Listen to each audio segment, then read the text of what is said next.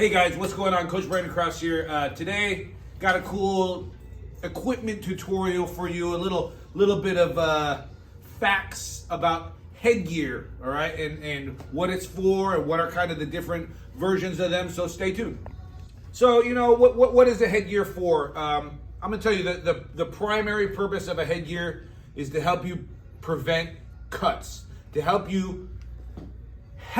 not being cut in your sparring, in your amateur competitions. And I say help prevent because you can be wearing headgear and have horrible cuts nonetheless, right? But it will somewhat help you in that respect in terms of headbutts and that leather really touching your skin. What a headgear does not do, a headgear does not blunt trauma to the head, all right? The headgear does not make the impact of a punch less. In some respects, it almost makes it worse, and I'll explain that in a little bit. But let's start with kind of your standard headgear. Here I got one, and I'm not going to talk about the brand names, but this is your standard headgear with cheeks. This one is not approved for USA Boxing, and I'll talk about that in a second. And you want it to fit snugly. You don't want it sliding around your face. You want the padding to be up high on your forehead. A lot of people think like, oh, I want extra protection, so I'll bring the padding down real low, and that'll be like less of a surface area for my opponent to make contact with. But the problem with when you do this is, in order to see, you end up putting your chin up in the air. So it's always better to have the headgear up a little bit higher, so when you tuck your chin, you can still see your opponent. This one is with cheeks. That's what this is right here. Personally, I like one that's more open. Personally, I like no headgear at all, right? But let's keep moving down the line. And I did say that one is not USA Boxing certified. Well, this one is, right? So you see right here, it says little certification that this is okay for amateur competitions.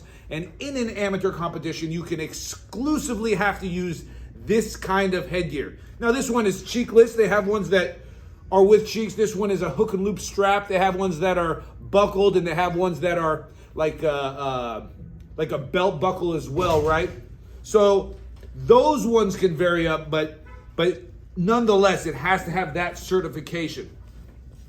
Some people like these kind of face saver headgears with the bar, and the concept behind this one is that this bar will help you, protect your nose a little bit better. If you have a sore nose, a broken nose, or if you want to prevent having your nose broken.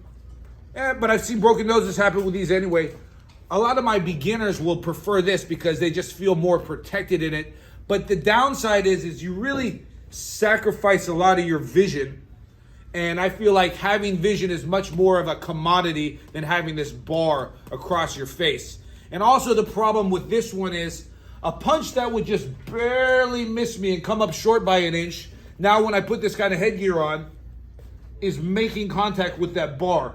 So it makes your head a bigger target. It increases the surface area of your head. And that is kind of the downside of all headgears in general. So a shot that would just barely miss you is now going to catch that headgear. All right, let's keep moving down the line.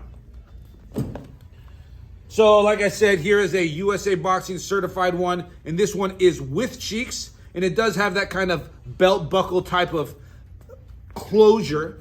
And I like this one. It also has the breathe airtight on the inside, and that always was nice for me when I used to fight. And I would always wear a bandana too to kind of help it prevent, because I don't got so much hair, to help it prevent from moving around my head, right? So this one, would sit up right here where your eyes are kind of in the middle of this padded portion. Like I said, you don't want to bring it so low that now in order to see, you have to lift your chin up. You want to keep that chin down. Let's keep moving down the line. Here is a USA Boxing certified one with cheeks, and this one is just a little bit bigger of a face area in terms of this one compared to that one. I would prefer this. For me, and the way I advocate boxing with these on is your vision is paramount, much more important than any kind of additional padding around your face. So the Masters division, which is 40 and up in USA Amateur Boxing, requires you to have a special Masters certified headgear, right? So it's a little bit thicker of padding. The padding goes more around your entire head. And just same way that USA Amateur Boxing requires those for normal open competition, Masters will require you to wear one of these. And finally, we got a nice cheekless USA Boxing certified, right? And I said some of them have that kind of snap-in strap, and that's what this one does. You see it snaps in kind of like this, and you unclip it like that. And it fit pretty well. It's vinyl on the inside, so when you get sweaty, it does kind of start to move around a lot more so than the one that has the fabric on the inside. But like I said, a good methodology to prevent that is you can wear like a bandana or a do-rag or something like that. And you see that my vision is much more open in this one. And you go, well, what does this protect? Well, it protects you from headbutting it, right? And that's really one of the primary goals of a headgear. I said I don't like wearing headgear, so when I spar, I only just want my opponent to wear one.